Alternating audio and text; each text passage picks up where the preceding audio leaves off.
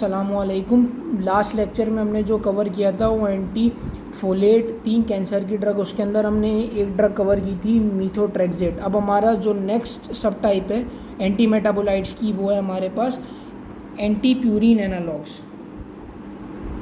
Anti purine analogues आपको नाम से ही ज़ाहिर हो रहा होगा कि इसके अंदर अब क्या प्रोसीजर है। मैं वो आपको डिस्क्राइब करता हूँ फर्दर। एंटी प्यूरिन एनालॉग्स है। एंटी प्यूरिन के नाम से ही समझ आ रहा है कि प्यूरिन के ऊपर काम करेगा। तो क्या करेगा, ये प्यूरिन की जो सिंथेसिस है डीएनए के अंदर उसको ही करेगा ब्लॉक।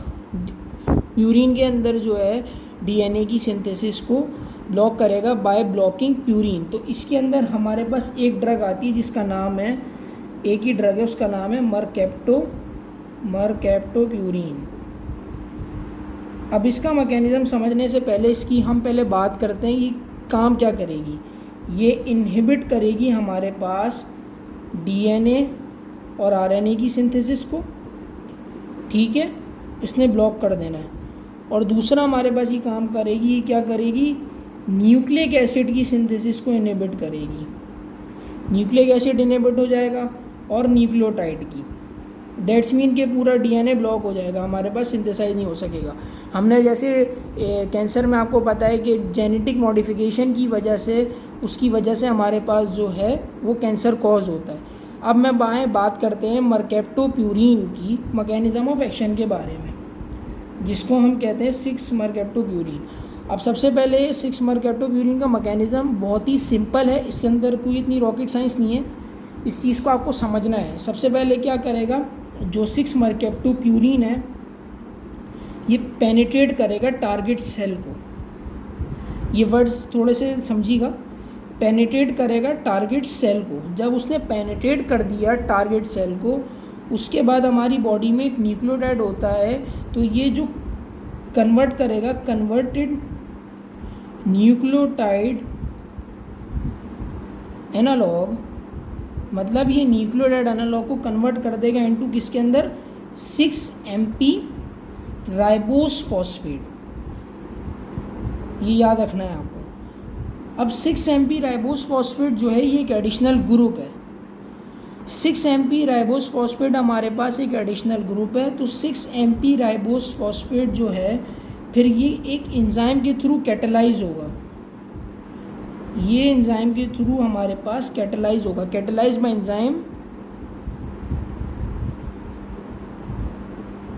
एंजाइम के थ्रू कैटेलाइज हुआ जिसका नाम है HGPRT। और ये जो राइबोस कैटेलाइज होगा ना, इसको राइबोस फॉस्फेट, अब क्या होगा, राइबोस फॉस्फेट ये जाके इनहिबिट करेगा सिंथेसिस। किसकी सिंथेसिस स्टूडेंट्स, ये हमारे पास ब्लॉक करेगा ज़ेंथ यूरिक एसिड को, ज़ेंथ यूरिक एसिड को इनहिबिट करेगा। दूसरा AMP को ब्लॉक करेगा और प्यूरिन रिंग की सिंथेसिस को ब्लॉक कर देगा। प्यूरिन रिंग की सिंथेसिस को ब्लॉक कर रहा है, AMP को ब्लॉक कर रहा है, ज़ेंथ यूरिक एसिड को ब्लॉक कर रहा है। उसके बाद ये जो हमारे पास बना था राइबोस फॉस्फेट, इसकी होगी फॉस्फोराइलेशन। फॉस्फोराइलेशन जब इसकी होगी तो फॉस्फोराइलेशन की वजह से मोनोथियागुआनिन हमारे पास फॉर्म हो गया। अब जब ये मोनोथियागुआनिन हमारे पास फॉर्म हो गया तो हमारे पास जो फॉर्मेशन हुई वो हमारे पास किस चीज़ की स्टूडेंट्स फॉर्मेशन हुई, मोनो और डाई की हमारे पास यहाँ पे फॉर्मेशन शुरू हो गई।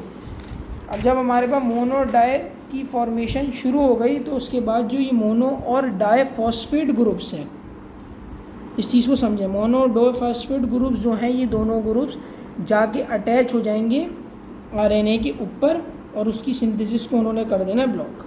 तो ये हमारे पास 6 मरकैप्टोप्यूरिन का मैकेनिज़्म ऑफ एक्शन ख़त्म होता है। और नेक्स्ट इंशाल्लाह हम इसकी फ़र्दर क्लास आगे करेंगे क्योंकि कैंसर हमारे पास बहुत बड़ा टॉपिक है।